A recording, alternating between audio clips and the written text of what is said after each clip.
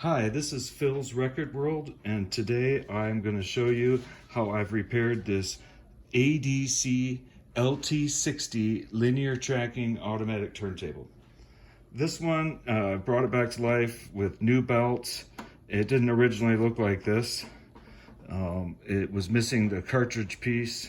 It's a P-mount cartridge, and I'm going to demonstrate. I don't have it hooked up to anything for sound, but I want to demonstrate it has the play feature, and then I want to forward it towards the end and show you the automatic return feature, which I just brought back to life.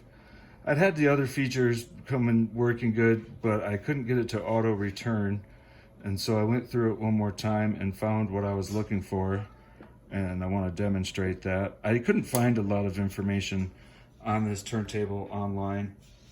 ADC was purchased by BSR, and these were also modeled as BSR LT60s. And so you'll see now as it reaches the end of the record, it should automatically return, and that was the last piece of the puzzle here I was looking at. But I admit I didn't have the cartridge, and it's been just sitting in the garage for a period of time, and I came across a matching ADC Series 4 cartridge that came along with another record player that I found at the pawn shop, and so I thought I'd bring it out and see if I could bring it back to life. And now we'll see it queuing back up, and we're going to see it auto return.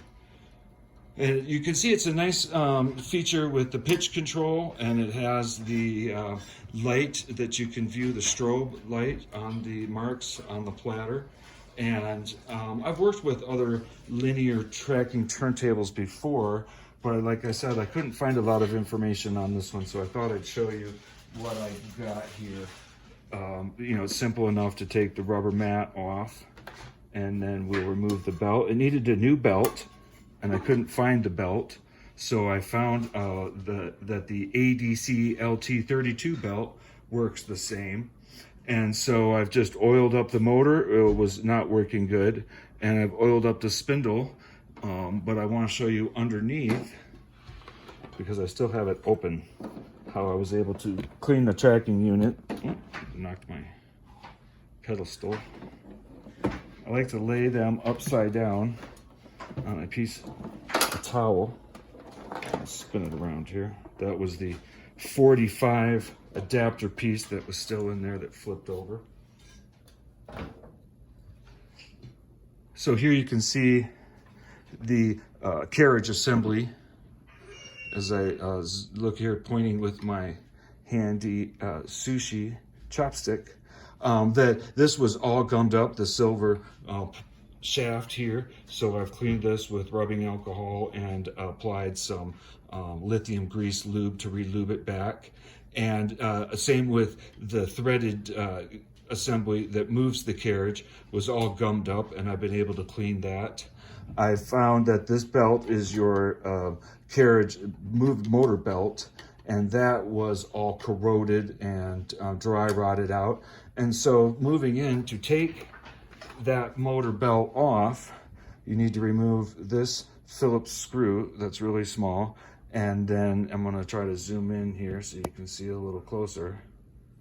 As you can see, this white end here comes behind this little metal sheave, and so you pull this white piece off completely in order to lube this pulley mechanism. And this was so gummed up it wouldn't move, but now as you see, it spins freely, and as you can see, I move it, the motor comes on and off.